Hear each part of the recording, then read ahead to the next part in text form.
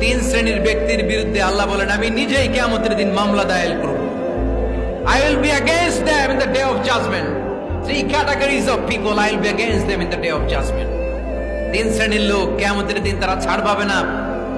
আল্লাহ বলেন আমি নিজেই তাদের বিরুদ্ধে মামলা দায়ের করব। এর মধ্যে এক শ্রেণীর লোক হচ্ছে রাজুলুন ইস্তাআজারা আজিরান ফাস্তাউফা মিনহু ওয়া লাম ইয়াতি আজরা। একজন শ্রমিক ভাড়া করে তার কাছ থেকে কাজ নিয়েছে কিন্তু তার পারিশ্রমিক আদায় করে নাই। এরকম আছে না নাই?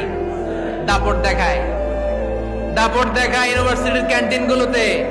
ইউনিভার্সিটির ক্যান্টিনে যে খায় মাগার বিল দেয় না, এরকম টাকায় দাসরা নাই। চায়ের দোকানে চা খায় আগে পরে দিমু, বিল দেয় না, আছে না নাই? দোকানে যে পণ্য কিনে বিল দেয় না, পরে দিমু, আছে না নাই? কিয়ামতের দিন আল্লাহ তোরে মাস্তানি ছুটাবে, চিল্লা এখন ঠিক কিনা?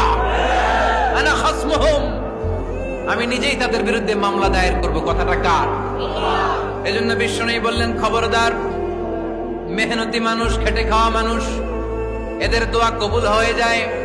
আতুল আজিরা আজরাহু ক্বাবলা আন ইয়াজিফা আরাকুহু। খবরদার, বিশ্বনবী বললেন শ্রমিকের ঘাম শুকিয়ে যাওয়ার আগে তাদের পারিশ্রমিক মিটিয়ে দাও।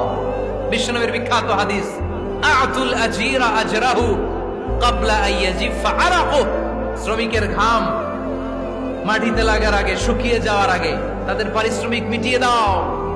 কেননা তারা যদি বদদোয়া করে তোমার জীবনকে জাহান্নাম বানিয়ে দিবে কে?